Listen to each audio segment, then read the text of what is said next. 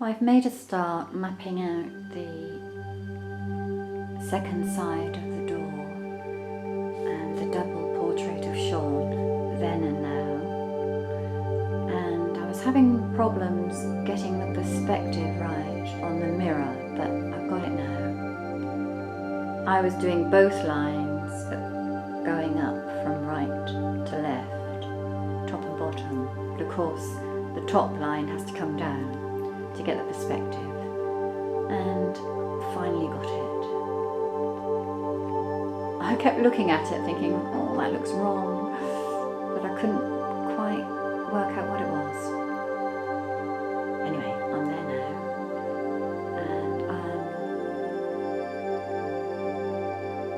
and also I wanted to check the size of the heads and on the door, and I think that scale is what I want. Day one, just mapping up some of the elements, getting a bit of colour on, and yeah, it's coming okay. This is day two of painting, and I've changed the colour of the sky. It was too dark, and I didn't like it, so I'm just mapping out ideas really at this stage still, so everything can change.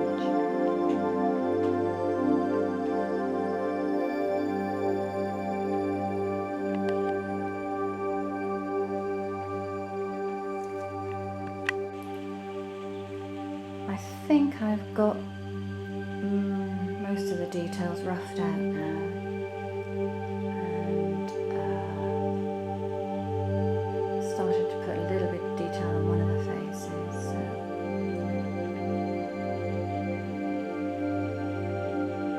I quite like it, I think.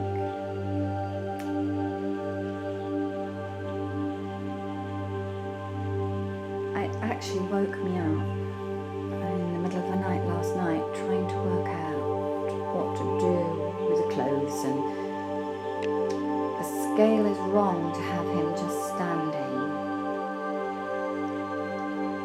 So I've done the one leg, and it's propped up on the tree stump, and then the rest of the cape sort of drops off the bottom. And I want to put some movement in there, as if the wind is blowing from behind. And I'm quite pleased, I think. That could all change, of course.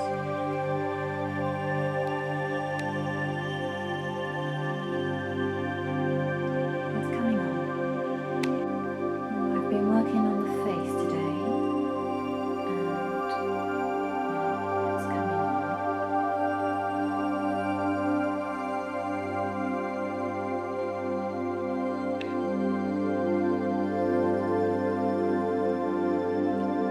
I've pretty much got the face sorted, I think. I've roughed out the hair, the shape of the hair.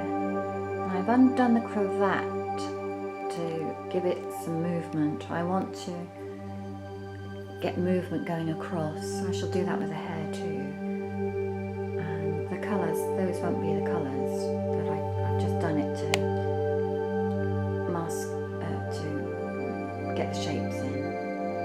And I shall decide on the colours later.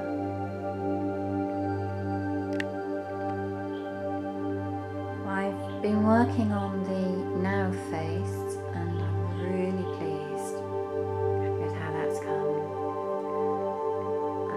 I just have to do the hair, but I really like the way I've got the neck disappearing into the mirror. So I'm not going to do shoulders and all the rest of it. I just like it like that. And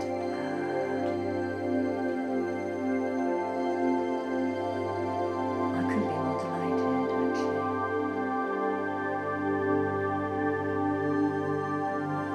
Well, I could make a painter yet.